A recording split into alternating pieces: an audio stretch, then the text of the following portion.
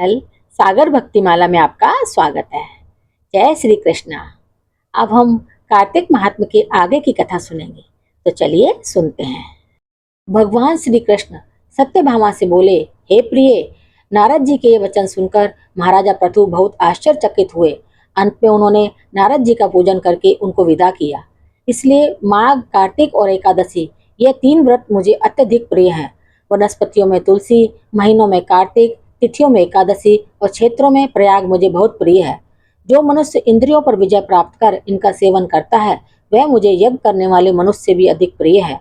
जो मनुष्य विधि पूर्वक इनकी सेवा करते हैं, मेरी कृपा से उन्हें समस्त पापों से छुटकारा मिल जाता है।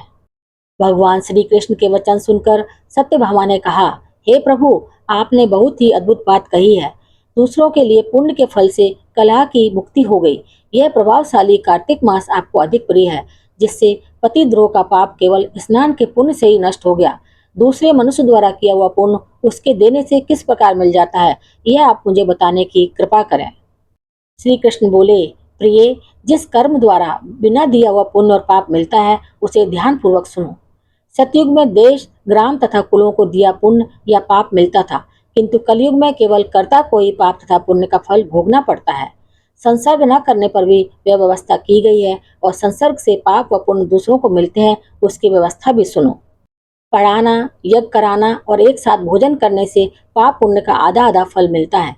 एक आसन पर बैठने तथा सवारी पर चढ़ने से, श्वास के आने जाने से पुण्य व पाप का चौथा भाग जीव मात्र को मिलता है। छूने से, भोजन करने से और दूसरों की स्तुति करने से पुण्य और पाप का 6वां भाग मिलता है। दूसरों की निंदा, चुगली और धिक्कार करने से उसका 7वां भाग मिलता है। पुण्य करने वाले मनुष्यों की जो कोई सेवा करता है, वह सेवा का भाग लेता है और अपना पुण्य उसे देता है।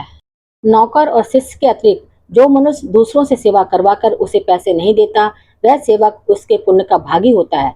जो व्यक्ति पंक्ति में बैठे हुए भोजन करने वालों की पत्तल लांघता है, वह उसे जिसकी पत्तल उसने लांघी है, अपने पुण्य का 6वां भाग देता है।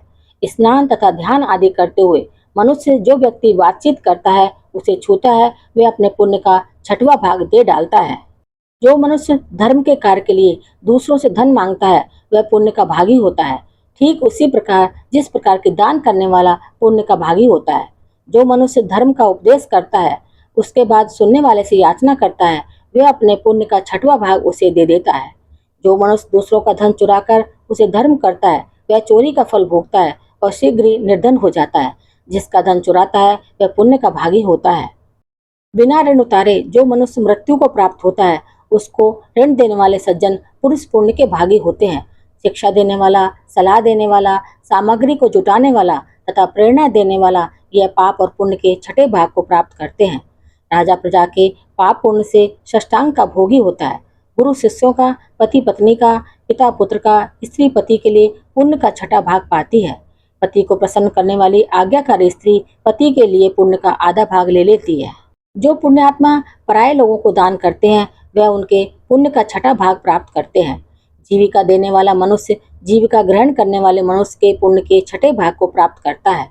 इस प्रकार दूसरों के लिए पुण्य अथवा पाप बिना दिए भी दूसरों को मिल सकते हैं, किंतु यह नियम जो मैंने बतलाए हैं, वे कलयुग में लागू नहीं होते।